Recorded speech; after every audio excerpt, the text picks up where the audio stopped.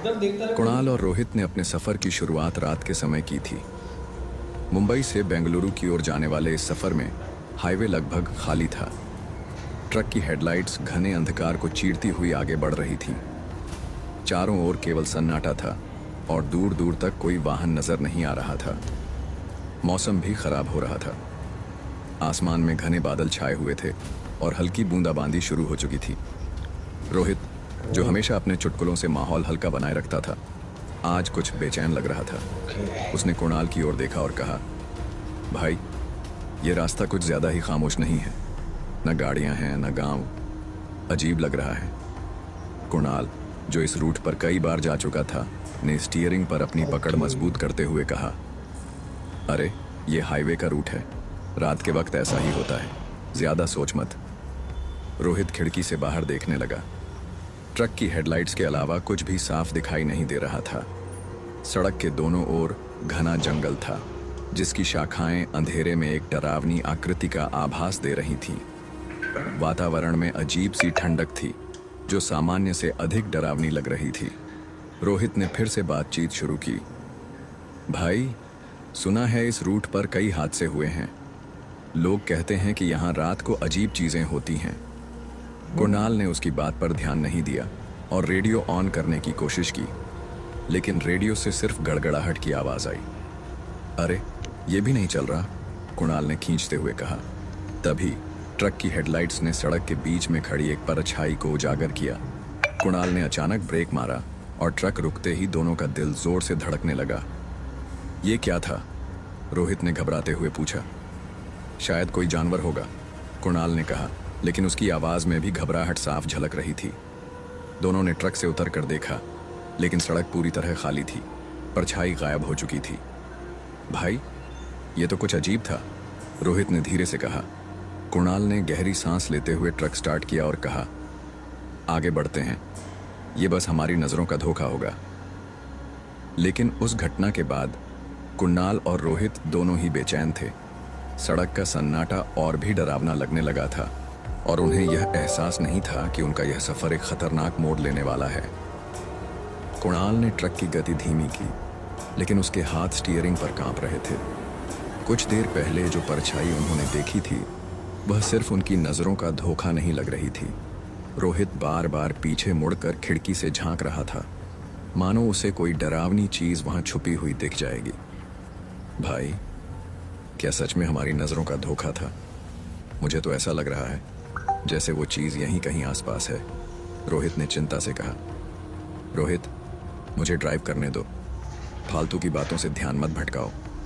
कुणाल ने कोशिश की कि उसकी आवाज में आत्मविश्वास झलके, लेकिन खुद उसे अंदर से डर लग रहा था। हाईवे पूरी तरह से वीरान था। ट्रक की हेडलाइट्स केवल आगे का कुछ मीटर का हिस्सा ही रोशन कर रही थीं। सड़क पर अब कोई दूसरी गाड़ी नहीं दिख रही थी। रोहित ने रेडियो फिर से ऑन करने की कोशिश की, लेकिन वहां से सिर्फ गड़गड़ाहट और अस्पष्ट आवाजें आ रही थीं। क्या यह भी खराब हो गया? रोहित ने कहा, लेकिन उसके मन में एक अनजाना डर बैठा हुआ था।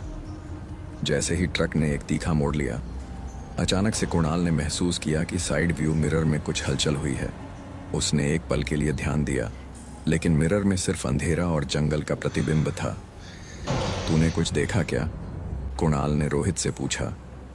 नहीं, लेकिन मुझे ऐसा लग रहा है कि कोई हमारा पीछा कर रहा है, रोहित ने धीरे से कहा। छोड़ यार, तू ज्यादा सोच रहा है, यह सिर्फ डर का असर है, कुणाल ने खुद को और रोहित को समझाने की कोशिश की। लेकिन तभी ट्रक के ऊपर अचानक एक भारी आवाज आई। ऐसा लगा जैसे छत पर कुछ गिरा हो। दोनों का दिल दहल गया। ये क्या था? रोहित ने घबराकर ऊपर देखा। मुझे नहीं पता, लेकिन मुझे ये जगह सही नहीं लग रही, कुणाल ने ट्रक धीमा करते हुए कहा। दोनों ने हिम्मत करके ट्रक को सड़क के किनारे रोका। कुणाल और रोहित ट्रक से बाहर निकले और ऊपर की ओर देखा। वहां कुछ नहीं था। आसमान में सिर्फ घने बादल थे, लेकिन ट्रक के आसपास का सन्नाटा असहज कर देने वाला था। चल, जल्दी ट्रक में वापस चलते हैं, ये जगह सही नहीं लग रही, रोहित ने जल्दी से ट्रक की ओर भागते हुए कहा। कुणाल ने ट्रक स्टार्ट किया और उसे तेजी से चलाने लगा, लेकिन अब उन्हें सड़क का हर मोड़, हर छाया और हर आवाज डरावनी लग रही थी। मुझे नहीं पता, लेकिन कुछ तो है जो हमें देख रहा है। रोहित की यह बात कुणाल को भी सही लगने लगी थी। सफर अब एक अजीब तनाव में बदल गया था। कुणाल और रोहित अभी भी उस अजीब घटना के असर में थे। ट्रक अपनी धीमी गति से घने जंगल के बीचों बीच चल रहा था। चारों ओर केवल सन्नाटा था और सड़क के दोनों तरफ घने पेड़ किसी अंधेरी गुफा का आभास दे रहे थे। कुणाल ने ट्रक के शीशे में एक बार फिर देखा, लेकिन उसे कुछ नहीं दिखा। कितनी देर और लगेगी? ये रास्ता कभी खत्म होगा भी? रोहित ने झुंझलाते हुए पूछा। उसकी आवाज में थकावट और घबराहट दोनों साफ झलक रही थीं। कुणाल ने सिर हिलाते हुए कहा, लगता है हम गलत मोड़ पर मुड़ गए हैं। ये रास्ता तो मुझे भी अजीब लग रहा है। शायद हम भटक गए हैं। तभी ट्रक की हेडलाइट्स ने सामने एक पुराना और डरावना मकान उजागर किया। मकान बिल्कुल वीरान इलाके में था और उसकी खिड़कियों से हल्की हल्की पीली रोशनी बाहर झांक रही थी। मकान के चारों ओर घना जंगल था और उसकी दीवारें समय और मौसम की मार से टूटी फूटी लग रही थी। भाई, ये क्या जगह है? रोहित ने चौंक कर पूछा। पता नहीं, लेकिन ऐसा लग रहा है कि यहाँ कोई रहता है। हो सकता है ये लोग हमें सही रास्ता बता सकें, कुणाल ने कहा। मुझे ये ठीक नहीं लग रहा। हमें आगे बढ़ना चाहिए, रोहित ने विरोध किया। रोहित, ट्रक में डीजल कम है, हमें रास्ता पूछना ही होगा और ये जगह सुनसान है, तो यही एकमात्र मौका है किसी से मदद लेने का, कुणाल ने समझाया। कुणाल ने ट्रक को मकान के सामने रोक दिया। दोनों ने हिम्मत जुटाकर दरवाजे की ओर कदम बढ़ाए। मकान का दरवाज़ा बहुत पुराना और लकड़ी का था, जिस पर अजीब आकृतियां उकेरी गई थीं। दरवाज़ा खुद ही धीरे धीरे चरमराते हुए खुल गया।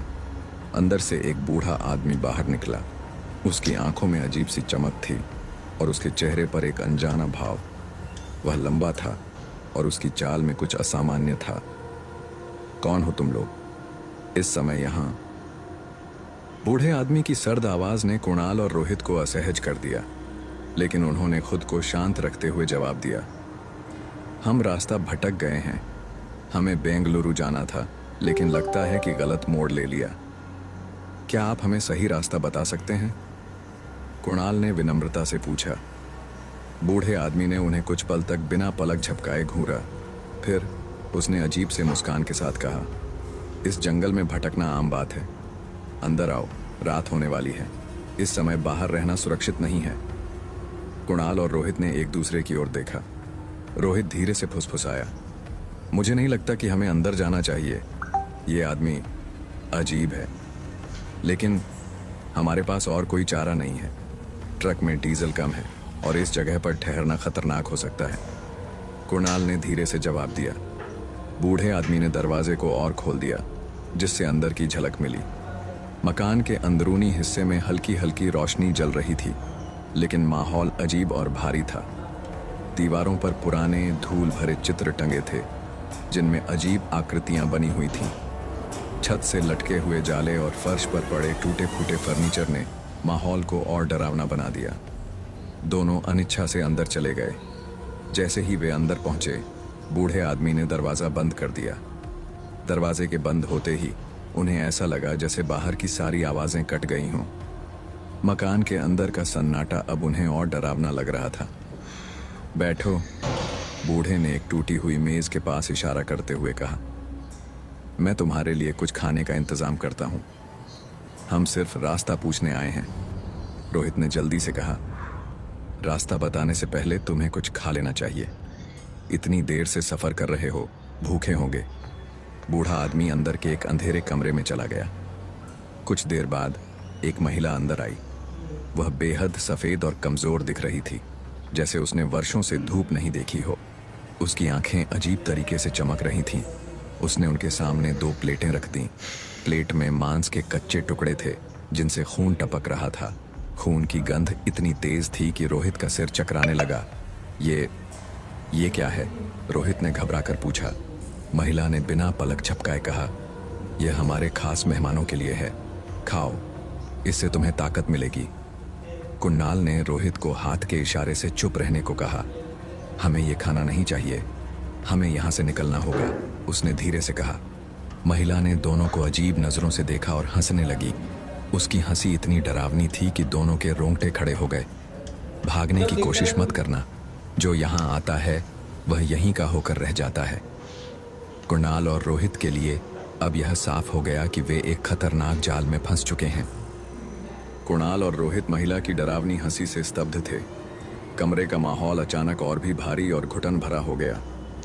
महिला की चमकती आंखें और उसका ठंडा स्थिर चेहरा अब उन्हें किसी इंसान का नहीं, बल्कि किसी रहस्यमयी और खतरनाक चीज का आभास दे रहा था। हमें कुछ नहीं चाहिए, हमें बस रास्ता बताइए, हम चले जाएंगे, कुणाल ने अपना डर छिपाने की कोशिश करते हुए कहा।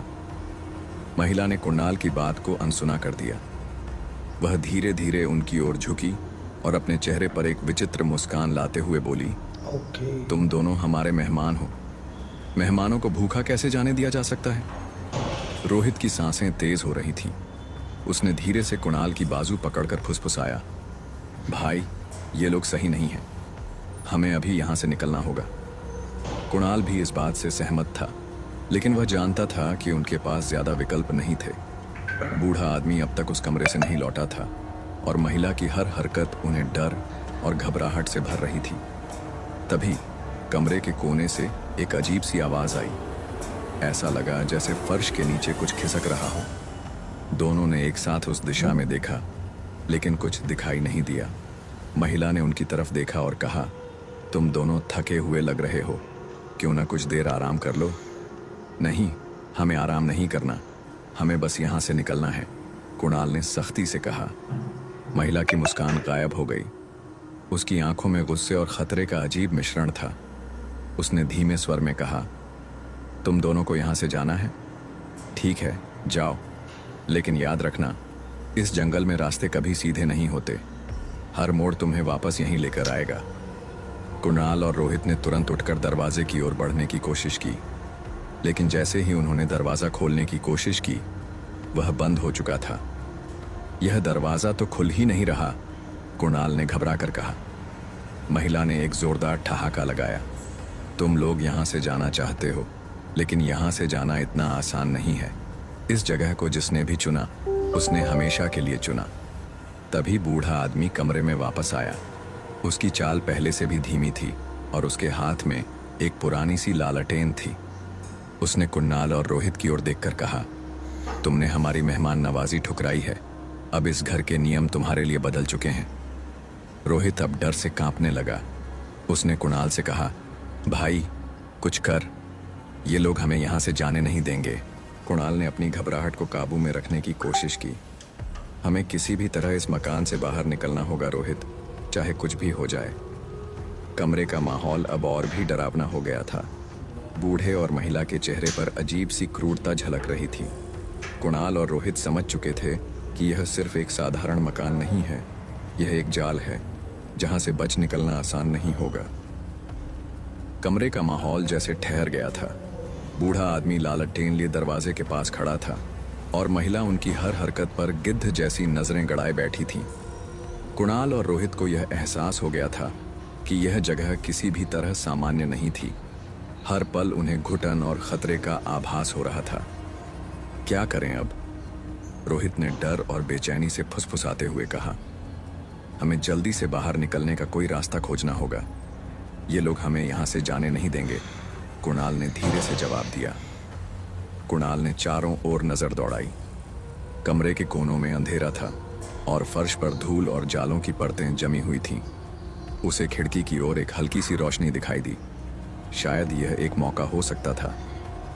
रोहित, खिड़की से निकलने की कोशिश करते हैं, कुणाल ने धीरे से कहा।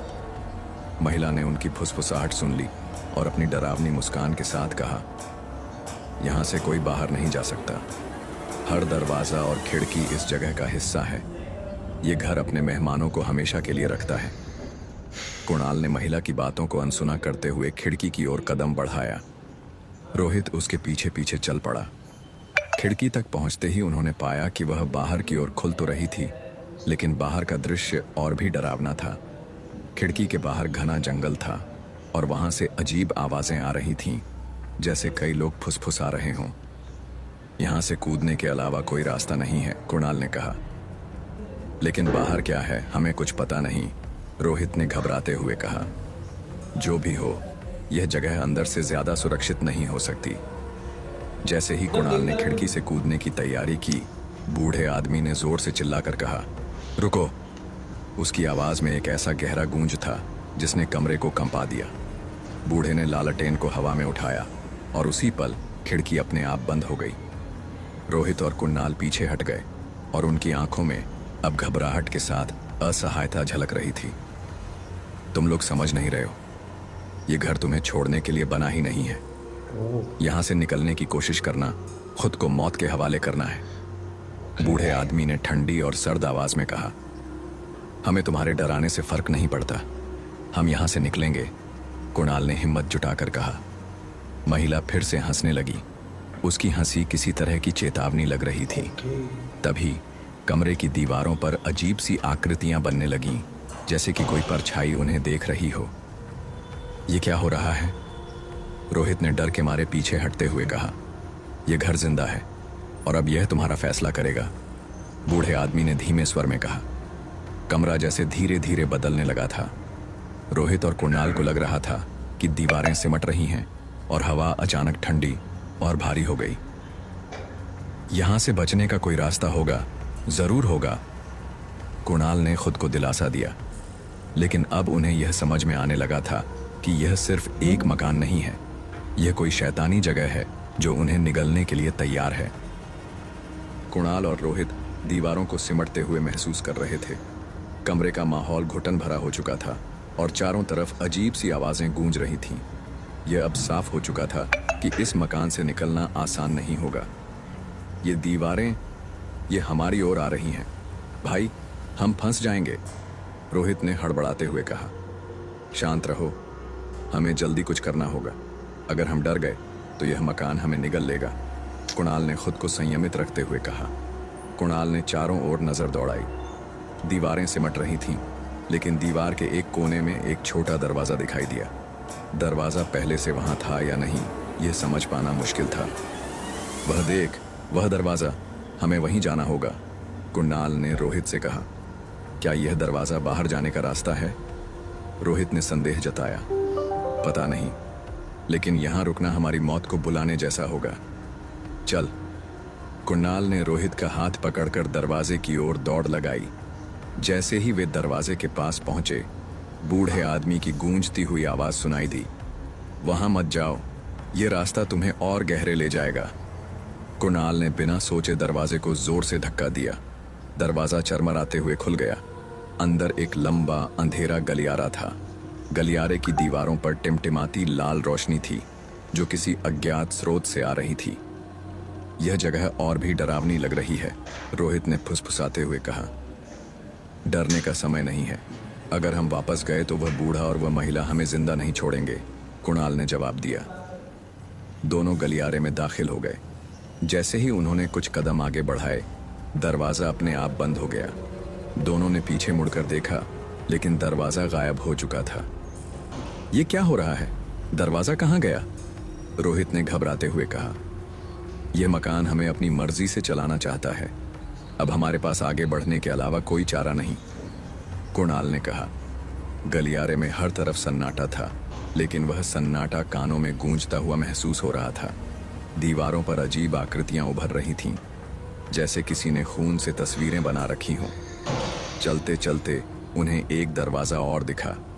इस बार दरवाजा आधा खुला हुआ था और अंदर से एक धीमी कराहने की आवाज आ रही थी। भाई, मुझे नहीं लगता कि हमें अंदर जाना चाहिए, रोहित ने घबरा कर कहा। लेकिन हमारे पास और कोई रास्ता नहीं है। हमें हर दरवाजा देखना होगा, शायद एक रास्ता बाहर जाने का मिल जाए, कुणाल ने मजबूती से कहा। दोनों ने दरवाजे को और खोला। अंदर का दृश्य देखकर उनकी सांसें थम गईं। कमरे में एक बड़ा मेज रखा था, जिस पर पुराने कागज और खून से सने औजार बिखरे हुए थे। यहाँ कुछ भयानक हुआ है, हमें जल्दी निकलना होगा, कुणाल ने कहा। लेकिन तभी दरवाजा फिर से बंद हो गया और कमरे की कराहने की आवाजें तेज हो गईं। दोनों अब एक और डरावने जाल में फंस चुके थे।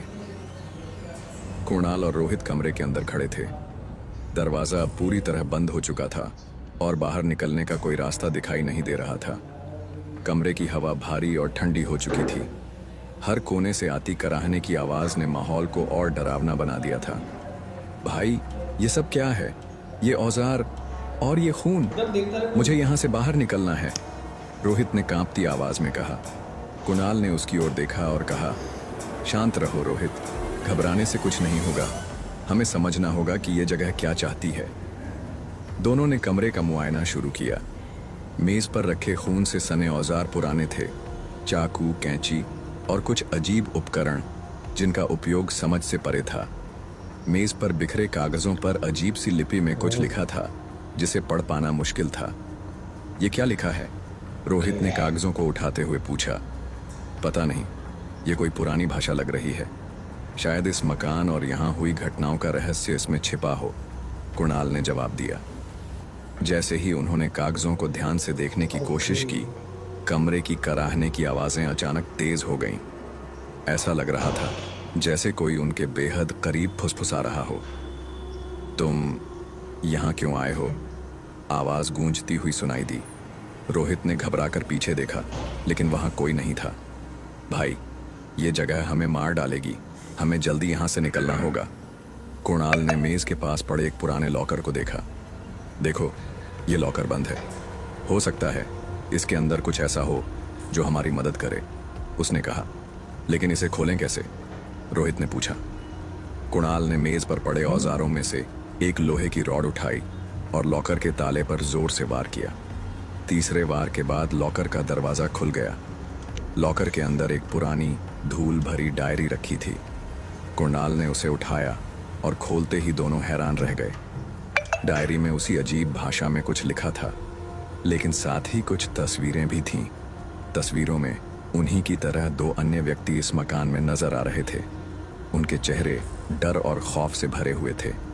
ये लोग कौन हैं और इनकी तस्वीरें यहाँ क्यों हैं?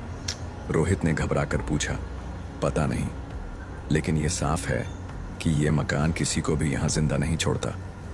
शायद ये वही लोग हैं जो पहले हमारी तरह यहाँ आए थे, कुणाल ने गंभीरता से कहा। डायरी के आखिरी पन्ने पर खून से लिखा एक वाक्य था, जो इसे समझ लेगा वह बच सकता है, बाकी सब यहाँ कैद हो जाएंगे। तभी कमरे की दीवारें कांपने लगीं। कराहने की आवाजें अब चीखों में बदल चुकी थीं। हमें यहाँ से बाहर निकलना होगा, जल्दी, कुणाल ने कहा। लेकिन जैसे ही उन्होंने दरवाजे की ओर कदम बढ़ाया, कमरे के कोने में एक आकृति दिखाई दी, धुंधली और भयानक। वह धीरे धीरे उनकी ओर बढ़ रही थी। भागो! कुणाल चिल्लाया। कुणाल और रोहित दोनों की धड़कनें तेज हो गईं।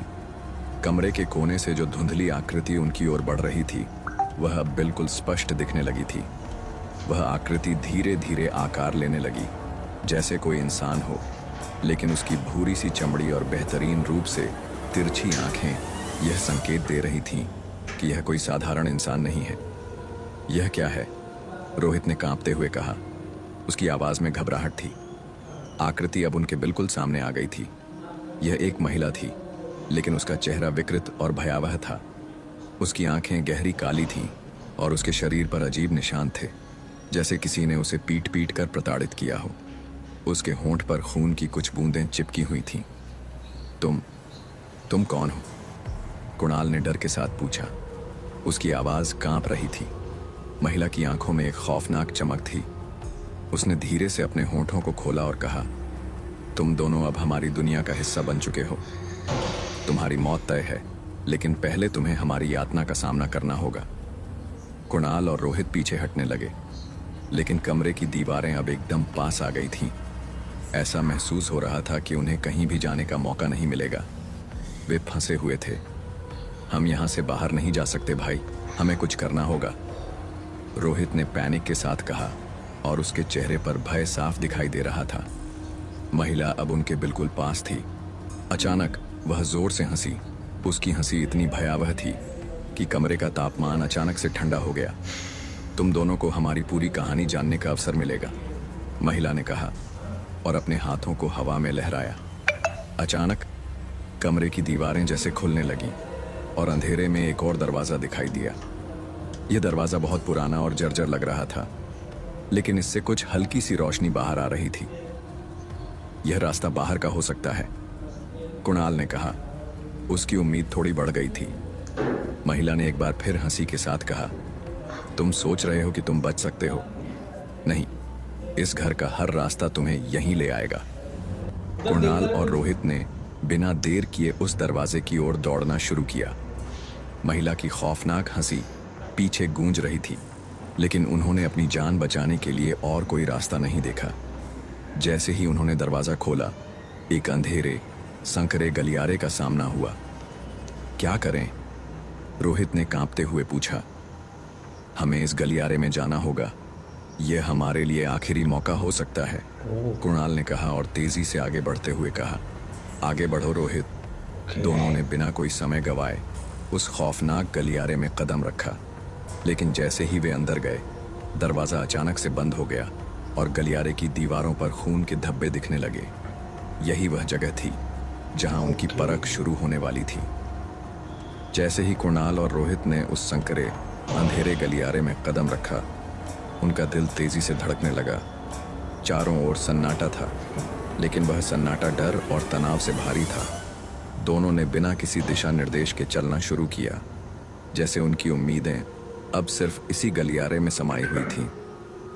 यह गलियारा कहीं ना कहीं हमें रास्ता दिखाएगा कुणाल, मुझे ऐसा लगता है, रोहित ने डरते हुए कहा, लेकिन उसकी आवाज़ में एक उम्मीद भी थी। हमें बस धैर्य रखना होगा। अगर हम घबराए तो यह मकान हमें निगल सकता है, कुणाल ने जवाब दिया। उसकी आंखों में एक दृढ़ता थी। गलियारे के अंदर दीवारों पर खून के धब्बे थे, जैसे किसी ने हड़बड़ी में हाथों से दीवारों को छुआ हो। धब्बे अब ज्यादा घने हो गए थे और कहीं ना कहीं इन खून के निशानों में कुछ ऐसा था जो उन्हें और भी डराने लगा था। क्या यह खून असली है? रोहित ने कटी कटी आवाज में पूछा। उसकी आंखों में सवाल था। मुझे नहीं पता, लेकिन अब हमें यही देखना है कि आगे क्या है, कुणाल ने कहा और वह बिना रुके चलता रहा। वे दोनों एक जंगली सी गंध से घिरे हुए थे जो गलियारे के अंत से आ रही थी। यह गंध इतनी घिनौनी थी कि दोनों का दिल खराब हो रहा था।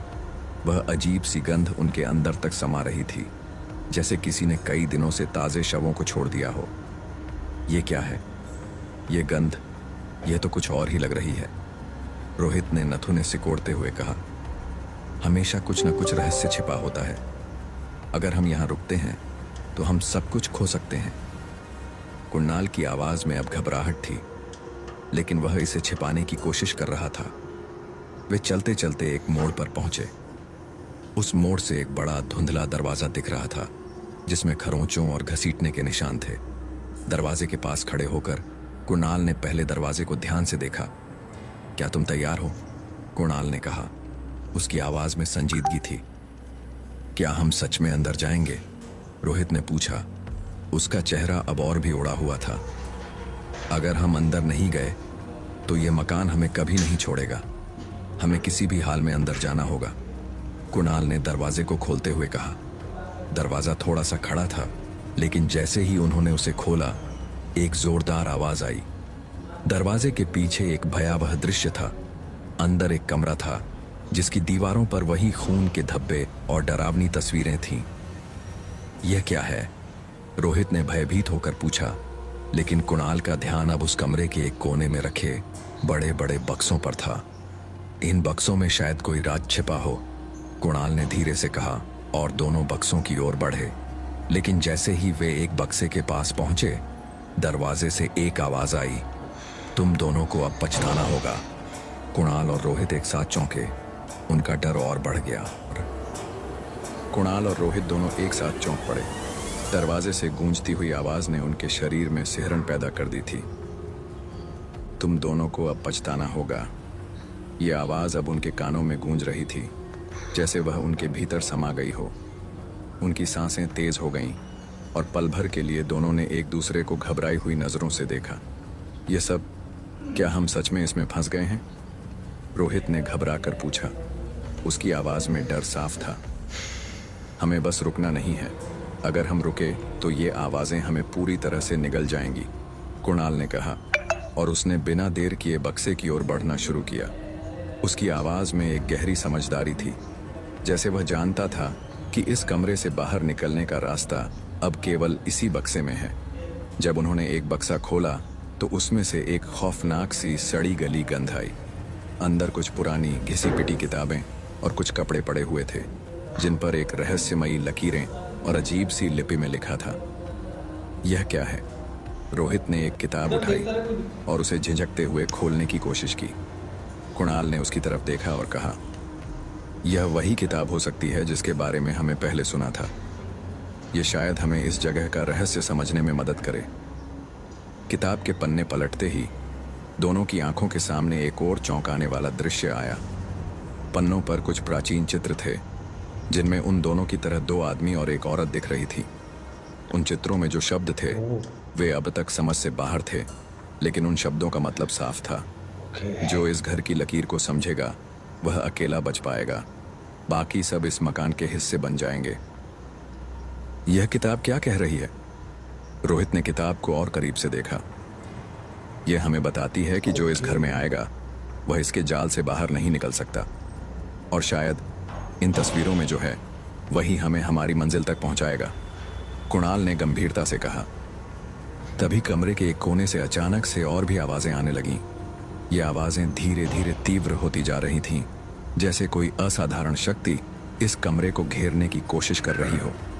कुणाल और रोहित ने अपनी पूरी ताकत से किताब को एक तरफ फेंक दिया और कमरे के दूसरी दिशा में भागने लगे। लेकिन जैसे ही वे दौड़े, कमरे की दीवारें अपने आप सिमटने लगीं। कुणाल और रोहित को लगा कि उनके पास अब कोई रास्ता नहीं बचा है।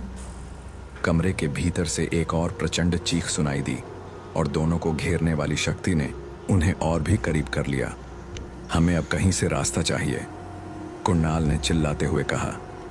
यह मकान हमें अब कभी नहीं छोड़ने वाला, रोहित ने कांपते हुए कहा, और दोनों के अंदर भय का एक नया स्तर जागृत हो गया। कुणाल और रोहित की सांसें तेज हो गईं, जैसे ही दीवारों ने उन्हें चारों ओर से घेरना शुरू किया। हर कदम के साथ कमरे की जगह और भी संकरी होती जा रही थी। उनके लिए सांस लेना भी अब मुश्किल हो रहा था। दीवारें धीरे धीरे अंदर की ओर खिसक रही थीं, और हर खसकते हुए इंच के साथ उनका डर और बढ़ रहा था। ये एक अदृश्य शक्ति थी जो उन्हें बंदी बना रही थी। हमें कहीं से बाहर का रास्ता मिलना चाहिए, कुणाल ने लगभग घबराए हुए स्वर में कहा। वह इस स्थिति से बाहर निकलने के लिए कोई रास्ता ढूंढने की कोशिश कर रहा था। उसकी आंखों में एक चमक थी जो कभी कभी उम्मीद से भरी होती थी। ये जगह, ये घर हमें क्या करने को कह रहा है? रोहित ने कांपते हुए पूछा। उसका चेहरा पिघल चुका था और वह डर के मारे कांप रहा था। शांत रहो रोहित, कुणाल ने कहा। कुछ भी करो लेकिन घबराओ मत। हमें इस कमरे से बाहर निकलने का रास्ता ढूंढना ही होगा। वे दोनों अब एक दूसरे के हाथ थामे हुए थे, जैसे यह एक आखिरी कोशिश हो। अचानक कुणाल ने देखा कि कमरे के एक कोने में एक और दरवाजा था जिसे पहले वे नजरअंदाज कर चुके थे। यह दरवाजा बिल्कुल छिपा हुआ था और उसकी सतह पर कुछ अजीब लकीरें खींची गई थीं। यह दरवाजा, कुणाल ने आंखों में उम्मीद की झलक के साथ कहा। वह उसे खोलने के लिए तेजी से बढ़ा, लेकिन तभी अचानक पूरे कमरे में एक जोरदार धमाका हुआ। दरवाजा खुद ब खुद बंद हो गया। नहीं, अब क्या? रोहित ने पैनिक होते हुए कहा। क्या हमें यहीं मरना होगा? कुणाल ने दरवाजे को झकझोरते हुए कहा। हमारे पास और कोई रास्ता नहीं है। अगर हमें बचना है तो इस दरवाजे को किसी भी कीमत पर खोलना होगा। वह और रोहित दरवाजे को पूरी ताकत से खींचने लगे। अचानक दरवाजे की लकीरों में से एक अजीब सी रोशनी निकली और पूरा कमरा हल्के नीले रंग में रंग गया। यह रोशनी इतनी तेज थी कि दोनों को अपनी आंखों को बंद करना पड़ा। लेकिन जैसे ही रोशनी धीमी पड़ी, उन्होंने देखा कि दरवाजे के ठीक सामने एक नया दृश्य उभर कर सामने आया था। दरवाजा एक सुरंग की ओर खुलता हुआ दिखाई दे रहा था। यह सुरंग बिल्कुल अंधेरी थी, लेकिन इससे बाहर जाने का कोई और रास्ता नहीं था। क्या हमें अंदर जाना चाहिए? रोहित ने बिना किसी आशा के पूछा। यह हमारी एकमात्र उम्मीद है रोहित, कुणाल ने कहा, और दोनों धीरे धीरे सुरंग की ओर बढ़े। जैसे ही वे सुरंग में घुसे, अचानक दरवाजा पीछे से बंद हो गया और एक डरावनी चीख सुरंग के भीतर गूंज उठी। यह चीख इतनी भयंकर थी कि दोनों के शरीर में कांपने की लहर दौड़ गई। यह क्या था? रोहित ने घबराकर पूछा। यह हमें चेतावनी दे रहा है, हमें बचने का एक ही रास्ता है, कुणाल ने कहा, और दोनों ने सुरंग में आगे बढ़ना शुरू किया, ये जानते हुए कि उनका हर कदम मौत के करीब ला सकता है। सुरंग के अंदर अंधकार इतना घना था कि वे दोनों एक दूसरे को देख भी नहीं पा रहे थे। कुणाल और रोहित धीरे धीरे आगे बढ़ रहे थे। हर कदम के साथ उनका दिल तेजी से धड़कने लगता। सुरंग में घना सन्नाटा था, सिर्फ उनके पैरों की आवाज़ और हवा की सरसराहट सुनाई दे रही थी। फिर भी एक खौफनाक भावना उनके मन में घर कर चुकी थी, जैसे कोई उनसे अब भी एक कदम आगे हो। तुम्हें लगता है हम सही रास्ते पर हैं? रोहित ने डरते हुए पूछा। उसकी आवाज़ में एक असमंजस था। यह वही रास्ता हो सकता है जो हमें बाहर निकलने का मौका दे, कुणाल ने दृढ़ता से कहा, लेकिन उसकी आवाज़ में भी अब एक हल्का सा डर था। वह खुद भी इस रास्ते के बारे में पूरी तरह से सुनिश्चित नहीं था, लेकिन और कोई विकल्प नहीं था। सुरंग में चलते हुए उन्हें कहीं दूर से हल्की सी आवाज़ सुनाई दी, जैसे कोई उन्हें पुकार रहा हो। यह आवाज़ इतनी धीमी और स्पष्ट थी कि वे यह तय नहीं कर पाए कि यह आवाज़ सच में थी या उनकी अपनी कल्पना। क्या तुमने यह सुनी? रोहित ने फुसफुसाते हुए पूछा। हाँ, मैंने भी सुना, कुणाल ने कहा। उसकी आवाज़ में हल्की घबराहट थी। लेकिन हमें ध्यान नहीं देना चाहिए, हम किसी भी कीमत पर चलते रहेंगे। लेकिन जैसे ही वे आगे बढ़े, एक और अजीब आवाज़ आई, और यह अब और भी स्पष्ट हो गई थी। आवाज़ उनकी ओर आ रही थी, जैसे कोई और इस सुरंग में था। कुणाल और रोहित रुक गए, और दोनों के दिलों में एक ही सवाल था, क्या हमें अकेले छोड़ दिया गया है? फिर अचानक एक कटा हुआ सिलसिला सा महसूस हुआ, जैसे कहीं दूर से कोई डरावनी आकृति सुरंग के अंधेरे में आगे बढ़ रही हो। कुणाल और रोहित ने एक दूसरे की ओर देखा। उनकी आंखों में वही घबराहट, वही भय था। क्या तुम देख रहे हो? रोहित ने कांपते हुए पूछा। हाँ, ये कुछ नहीं, अच्छा नहीं है, हमें अब और ज्यादा रुकना नहीं चाहिए, कुणाल ने कहा, और दोनों ने फिर से तेजी से चलना शुरू किया। लेकिन जैसे ही उन्होंने कदम बढ़ाए, सुरंग के भीतर से एक शीतल और गहरी आवाज गूंज उठी। तुम दोनों को अब नहीं बचने दिया जाएगा। यह आवाज इतनी शक्तिशाली थी कि उनके शरीर में कांपने की लहर दौड़ गई, जैसे कोई सदी पुरानी शक्ति उन्हें घेर रही हो। कुणाल और रोहित दोनों रुक गए। उन्होंने देखा कि सुरंग के अंत में एक और दरवाजा था, और उस दरवाजे के ठीक सामने एक भयंकर और विकृत आकृति खड़ी थी। वह आकृति उनके कदमों के साथ कदम मिलाती हुई आ रही थी। हमें अब और समय नहीं मिलेगा, कुणाल ने कहा, और उसने रोहित को संकेत किया कि उन्हें दरवाजे तक जल्दी पहुंचना होगा। वे दौड़ते हुए उस दरवाजे की ओर बढ़े, लेकिन जैसे ही उन्होंने दरवाजे के पास पहुंचकर उसे खोला, पीछे से एक भयावह चीख सुनाई दी जो उनके दिलों को दहला गई। दरवाजा खोला और दोनों अंदर पहुंचे तो उनके सामने एक और भयावह सच था जो उन्हें पूरी तरह से चौंका देने वाला था। दरवाजा खोलते ही कुणाल और रोहित के सामने जो दृश्य था, उसने उनकी धड़कनें थाम दी। वह जगह जहां वे पहुंचे थे पूरी तरह से अलग थी। यह एक विशाल हॉल था जिसमें अजीब और डरावनी धुंध छाई हुई थी। हॉल के कोनों में कहीं कहीं मंद रोशनी चमक रही थी जो हौले हौले घूमती हुई दिखाई दे रही थी। जैसे जैसे उनकी आंखें अंधेरे में ढलने लगीं, उन्होंने देखा कि हॉल की दीवारों पर उकेरे गए कुछ अजीब संकेत और लकीरें थीं। ये संकेत कुछ प्राचीन प्रतीक जैसे दिख रहे थे जो वे दोनों पहले कभी नहीं देख पाए थे। ये क्या है? रोहित ने धीरे से कहा। उसकी आवाज में एक भयावह शंका थी। हम अब किसी ऐसे स्थान में आ चुके हैं जहां से वापस लौटने का कोई रास्ता नहीं है, कुणाल ने गंभीर स्वर में कहा। उसकी निगाहें पूरे हॉल में घूम रही थीं, जैसे वह किसी छिपे हुए खतरे को पहचानने की कोशिश कर रहा हो। जैसे ही वे अंदर बढ़े, अचानक हॉल के बीच से एक धुंधली सी आकृति उभरी। वह आकृति धीरे धीरे उनके पास आने लगी, और जैसे जैसे वह पास आती, उसका रूप और भी विकृत होता गया। उसकी आंखों में अजीब सी लाल आंच थी, और चेहरा, जिसे पहले किसी मनुष्य का चेहरा कहा जा सकता था, अब घिनौना और विकृत लग रहा था। तुम लोग अब नहीं बच सकते, आकृति ने घृणित आवाज में कहा। उसकी आवाज में कोई मानवता नहीं थी, बस एक खौफनाक ठंडक थी। कुणाल और रोहित ने एक दूसरे की ओर देखा। अब उनकी उम्मीदें टूट चुकी थीं और डर ने उन्हें पूरी तरह से घेर लिया था। रोहित के गले से आवाज निकलते निकलते रुक गई। उसकी आंखें फैल गईं, जैसे वह किसी भयानक दृश्य को देख रहा हो।